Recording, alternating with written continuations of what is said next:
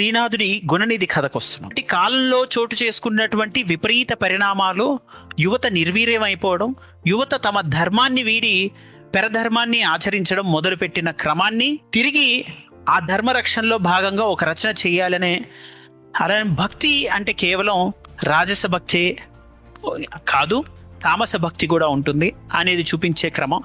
మనుషులంతా ఒకటే, దేవుడు ఒకటే, వీటికి ఎందుకు ఇంత పంచాయతీ అనే ఫీలింగ్కి వెళ్ళిపోతే అది ఒక సత్వభక్తి, సత్వగుణం నుంచి వస్తుంది. అది మాలిన్యరహిత స్థితి, ఏ విధమైన రాగద్వేషాలు లేని మాలిన్యరహిత స్థితికి చేరుకున్నప్పుడు వచ్చేటువంటి భక్తి పారవస్యం, అది సత్వభక్తి.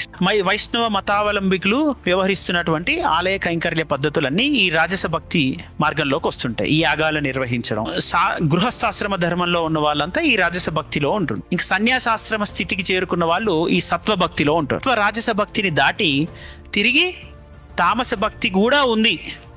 ఆ తామస భక్తి సాధారణ పామర జనానికి సంబంధించింది. పండితులకే కాదు, పామరులకి కూడా భక్తి పారవస్యం ఉంటుంది. ఆ భక్తి ద్వారా వారు ఏం చేరుకోగలరు? మోక్షాన్ని, కైవల్యాన్ని కాంక్షించడానికి అవకాశం ఉంటుంది. వారు ఒకసారి ఆలయాన్ని సందర్శిస్తే చాలు, ఉపవాసం ఉంటే చాలు, ప్రాణాలు పోయినా సరే తిరిగి ఏమైపోతారు? వాళ్ళు ఎన్ని తప్పులు చేసినా సరే, ఎన్ని తప్పుడు మార్గంలో వ్యవహరించిన ఒక్కసారి దైవారాధన ప్రత్యక్షంగానే కాదు పరోక్షంగా చేసిన కైవల్యం పొందుతారంట అనే భావన చెప్పడం తామస భక్తి తత్వం. అది ఎందులో కనిపిస్తుంది? శ్రీనాథుడి గుణనిధి కథ కాశీఖండంలో కనిపిస్తుంది.